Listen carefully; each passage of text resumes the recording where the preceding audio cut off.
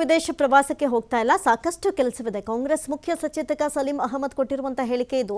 ಕೆಲವರು ಹೋದ್ರು, ಅವರ ವೈಯಕ್ತಿಕವಾಗಿ ಹೋಗ್ತಾ ಇದ್ದಾರೆ. ಸಿಎಂ ಬಜೆಟ್ ಮಂಡಿಸೋದಕ್ಕೆ ತಯಾರಿ ಮಾಡ್ತಾ ಇದ್ದಾರೆ. ಬಜೆಟ್ ನಂತರ ವರಿಷ್ಠರು ತೀರ್ಮಾನ ಮಾಡ್ತಾರೆ. ಸಂಪುಟ ವಿಸ್ತರಣೆ ಬಗ್ಗೆ ನಿರ್ಧಾರ ಕೈಗೊಳ್ಳುವಂತಹ ಸಾಧ್ಯತೆ ಇದೆ. ಲೋಕಸಭೆಯಲ್ಲಿ ವಿಪಕ್ಷದ ನಾಯಕರಿಗೆ ಮಾತನಾಡೋದಕ್ಕೆ ಅವಕಾಶವನ್ನ ನೀಡಿಲ್ಲ. ಲೋಕಸಭಾ ಸ್ಪೀಕರ್ ಪ್ರಧಾನಿ ಅಮಿತ್ ಶಾ ಕೈಗೊಂಬೆಯಾಗಿದ್ದಾರೆ. ಮಾತಾಡೋಕೆ ಅವಕಾಶ ನೀಡದೇ ಇರೋದು ದುರ್ದೈವದ ಸಂಗತಿ ಅಂತ ಇಲ್ಲಿ ಸ್ಟೇಟ್ಮೆಂಟ್ ಕೊಟ್ಟಿರೋದು. ಇಲ್ಲಿ ಗಮನಿಸೋದಾದ್ರೆ ವಿದೇಶಿ ಪ್ರವಾಸಕ್ಕೆ ಒಂದಷ್ಟು ಜನ ಸಿಕ್ಕಾಪಟ್ಟೆ ನುಣುಚ್ಕೊಳ್ಳುವಂಥ ಕೆಲಸ ಮಾಡ್ತಾ ಇದ್ದಾರೆ.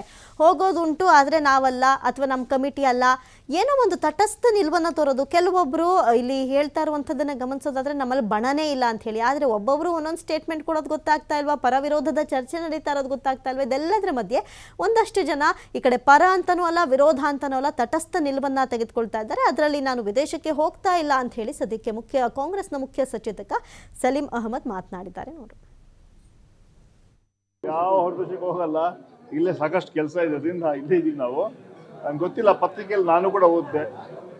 ಯಾರಾದರೂ ಹೋದ್ರೆ ಅದು ವೈಯಕ್ತಿಕವಾಗಿ ಹೋಗ್ತಾರೆ ಹೊರತು ಯಾವುದೇ ಒಂದು, ಯಾಕಂದ್ರೆ ವೆಂಕಟೇಶ್ ಅವರು ಮಿನಿಸ್ಟರ್ ಹೋಗ್ತಾರೆ, ಅವ್ರ ಜೊತೆ ಕೆಲವು ಶಾಸಕರು ಹೋಗ್ತೀನಿ ಅಂತ ಹೇಳಿದ್ದಾರೆ.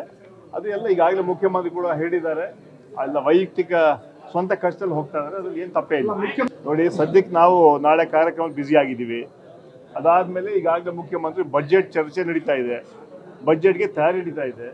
ನಮ್ಮ ಮುಂದೆ ಇರೋದು ಬಜೆಟ್ ಇದೆ. ಅದಾದಮೇಲೆ ಬಜೆಟ್ ಆದ್ಮೇಲೆ ಏನು ತೀರ್ಮಾನ ಆಗುತ್ತೆ ಪಕ್ಷ ವರಿಷ್ಠರು ತೀರ್ಮಾನ ತಗೊಳ್ತಾರೆ. ಬಜೆಟ್ ಮುಗಿದ ಮೇಲೆ ಕ್ಯಾಬಿನೆಟ್ ಎಕ್ಸ್ಪೆನ್ಷನ್ ಆಗುತ್ತೆ ಅಷ್ಟೊಂದು ಹೇಳಬಲ್ಲೆ. ಸಾಮಾನ್ಯ ರಾಹುಲ್ ಗಾಂಧಿ ಅವರು ಒಬ್ಬ ವಿರೋಧ ಪಕ್ಷ ನಾಯಕರಿಗೆ ಕೂಡ ಈಗಾಗಲೇ ತಮ್ಗೆ ಗೊತ್ತಿದೆ, ಸ್ಪೀಕರ್ ಯಾವ ರೀತಿ ಅವರಲ್ಲಿ ಬಿಹೇವ್ ಮಾಡಿದ್ರು, ಮಾತಾಡೋಕ್ಕೆ ಅವಕಾಶ ಕೊಡಲಿಲ್ಲ ಓಂ ಬಿರ್ಲಾ ಅವರು.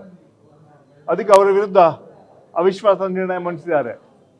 ಒಬ್ಬ ವಿರೋಧ ಪಕ್ಷ ನಾಯಕರು 38 ವರ್ಷಗಳ ಇತಿಹಾಸ ಇರೋದು ಕಾಂಗ್ರೆಸ್ ಪಕ್ಷದ ಒಬ್ಬ ವಿರೋಧ ಪಕ್ಷ ನಾಯಕನಿಗೆ ಮಾತಾಡೋಕ್ಕೆ ಅವಕಾಶ ಸಿಗಲ್ಲ ಅಂತ ಹೇಳಿದ್ರೆ ಅದೊಂದು ದುರಂತ, ದುರ್ದೈವ.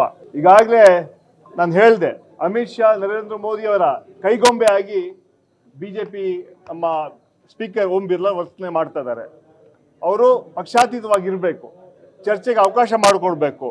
ಅದನ್ನು ಬಿಟ್ಟು ನಮ್ಮ 7-8 ಸಂಸದರನ್ನ ಆಚೆ ಹಾಕಿದ್ದಾರೆ. ಯಾವ ಹೊರದೇಶಕ್ಕೆ ಹೋಗಲ್ಲ.